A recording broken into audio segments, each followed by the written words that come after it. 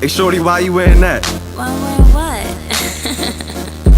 You know you gotta take it off, right? No, you gotta take it off, right? You gon' need some body tape. You gon' need some body tape. When I beat it up, break it down. Beat it up, break it down. Beat it up, break it up. You gon' need some body tape. I'm a sucker for girls who ghetto. Hey guys, thanks for watching theindustryblogger.com. I'm Malika Muhammad. Sitting here with me is Gillateen. How are you? How you doing? I'm doing well. Good.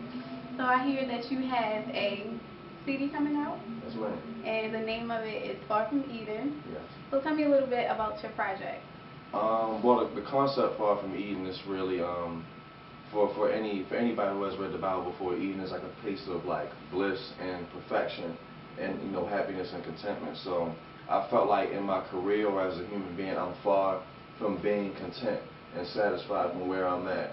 So like the album is really like speaks to a journey of who I am and like where I want to be.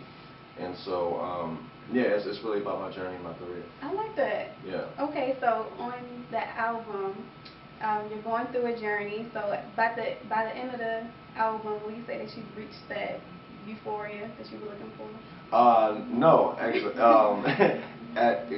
well, to the contrary of that, I'm very unsatisfied at the end because I end the album with a song called 44, which is basically like talking about how unhappy I am with rap music and where it is, and stuff. I'm just kind of like pointing out, how a lot of rappers are making money off of dumb music, and kids are listening to it, and it's not really a good message at all. So.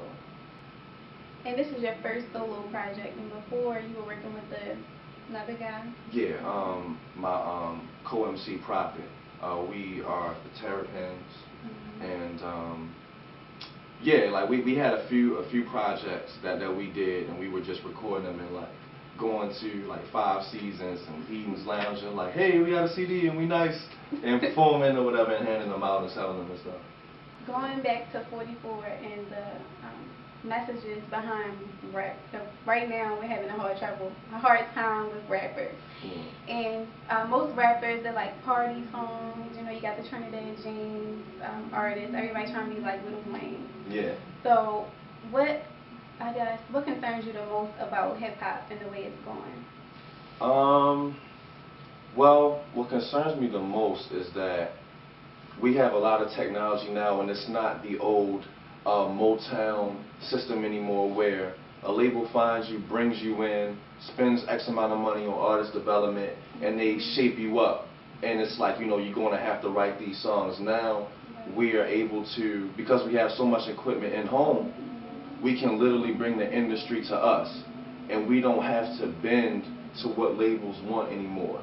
Especially with black music, they don't necessarily want to hear what's going on with us as a people, what's going on in our neighborhoods, but they rather hear us turn up or pop Molly or, shoot up or do a line, and it's kind of twofold in the sense that the guy at the top doesn't really want to hear these positive messages, but we bend to that and we shouldn't. Right. Let's go into Color Purple. Okay. So what message were you trying to bring out from that song? Oh, okay. Well, I was brought up on the movie Color Purple. If I don't mention that, my mother would kill me. But the sample actually in the song Color Purple is from that movie. There's a scene where there's some prisoners working on the railroad, and it's like a chain gang song that they're singing. So that's the sample in the background that comes from Color Purple. Go back to it. Yeah. Well, once you'll see it again, you'll know. But I would say the first verse was inspired by my oldest nephew, Cameron. He actually plays basketball at Overly High School. And he was getting into some BS with a lot of the folks he was hanging around with. They were smoking weed and doing a lot of stuff.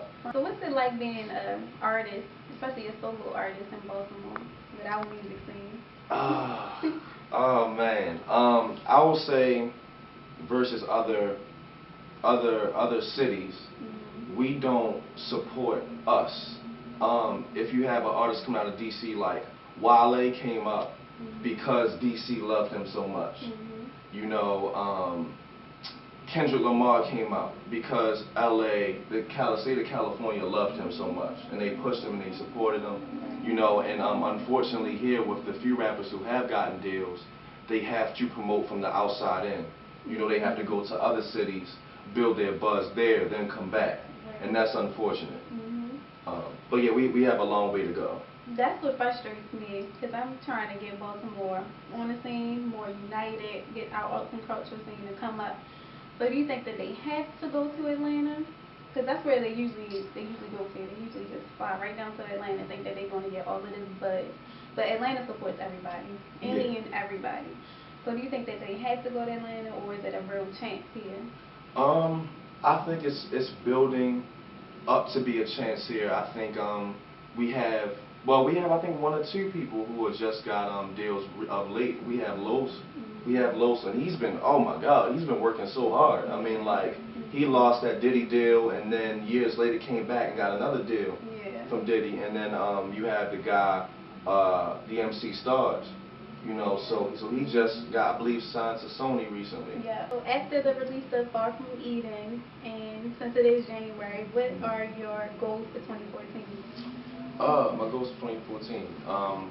Well, I'll say I want to make as many videos for Far From Eden as possible. Like, I want the videos to almost seem as a separate project.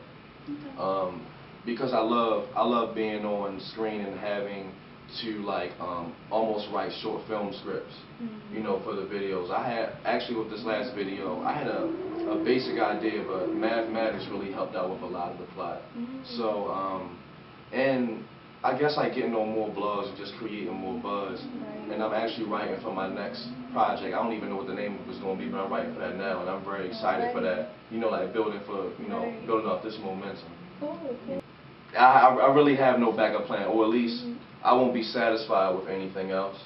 I want to, at bare minimum, be able to tour and like go to places like Coachella and like Europe and Japan, and be able to live well off of my music. Like, granted, I do want like Madison Square Garden, I do want the House of Blues, but if that's not, you know, if that's not meant for me, if I'm able to make good music and have like a trustworthy fan base and they feel what I'm saying, and I never like leave or abandon my integrity, that's all I can really ask for.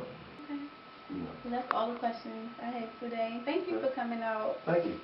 Thank you guys for watching the industryblogger.com. Again, this is Malika Muhammad and Gillateen. Where can we find you? You can find me on Twitter and Instagram at Gillateen. That's GILLATEEN.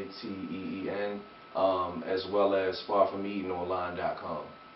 Alright, this is Gillateen. Definitely for the latest and hip-hop greatest news in the area and beyond, go to theindustryblogger.com.